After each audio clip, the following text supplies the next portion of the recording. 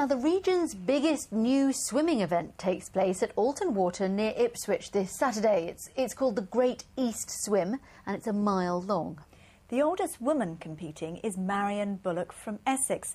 She's 68 and a retired nurse and only took up open water swimming earlier this year.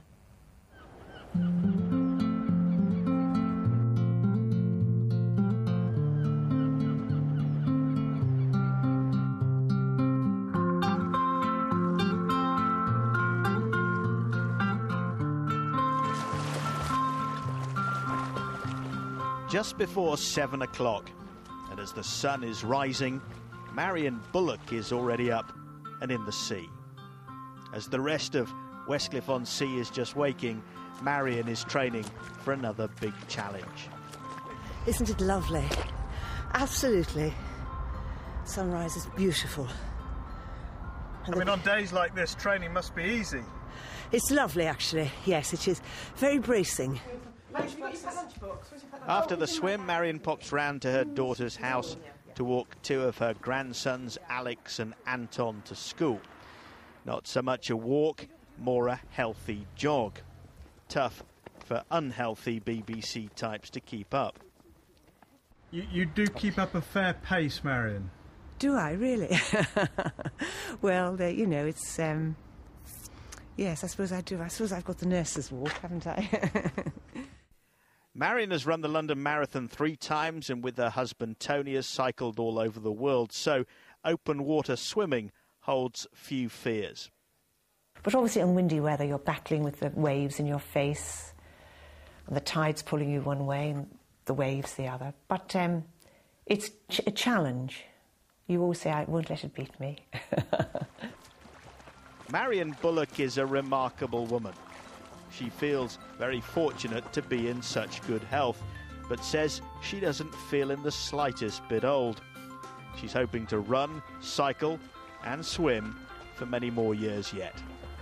Mike Liggins, BBC Look East, Westcliff-on-Sea. She's fantastic, isn't she? I think she looks incredible, yeah. We'll let you know how she gets on. And tomorrow we'll meet the elite swimmer Steffi Biller from Suffolk. Obviously, that's what you do after you've done a few marathons, you see, so you're building up to that. Yeah, no pressure there, Susie. Thanks for that. We'll film you next year. Now, last week we launched our search to find this year's unsung sporting hero. We're looking for someone who works tirelessly behind the scenes for little or no reward.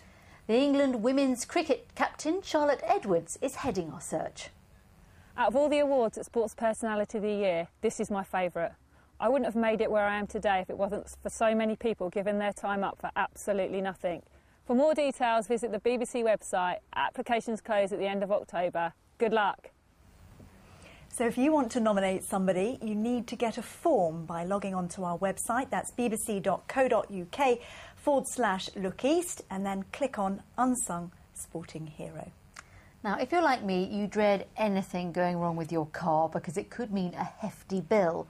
But for one man who has a rather special car, money was no object. This is it, an Aston Martin DB7. Fantastic.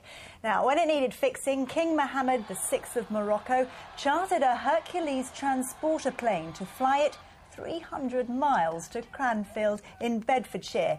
It was then taken to Aston Martin's workshop in Newport Pagnell. We don't know what it cost to fix, but King Mohammed apparently has an estimated fortune of more than £805 million.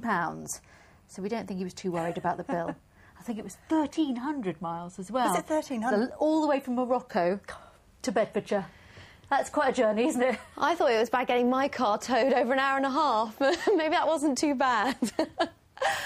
Well, the dry weather continues. Just to let you know how dry it's been. In September, so far in Buxton in Norfolk, they've had only 15 millimetres of rain. That's only around half an inch. But we don't have to go that far back in time to find the last drier spell of weather. That was in 2005, when in August and September combined, some places only saw 13 millimetres, so 2 millimetres less. Now, thank you very much to everybody who sent in some wonderful photographs of last night's sunset. Unfortunately, we've only got time to show a couple, but this one was taken by Terry in Wisbech. And this one was snapped in the grounds of Boughton Park, and the beautiful building you can see silhouetted against that sunset is actually the entrance gate. So thank you very much, Dennis, for sending in that. Now, out there at the moment, obviously the sun has nearly gone, and well, fair bit of cloud, although it still has a few breaks in it, and it is dry everywhere. And that dry weather continues not just through tonight, but for some time to come. So tonight, under the clear skies, we're likely to see a little bit of patchy mist developing, so quite misty and murky, especially in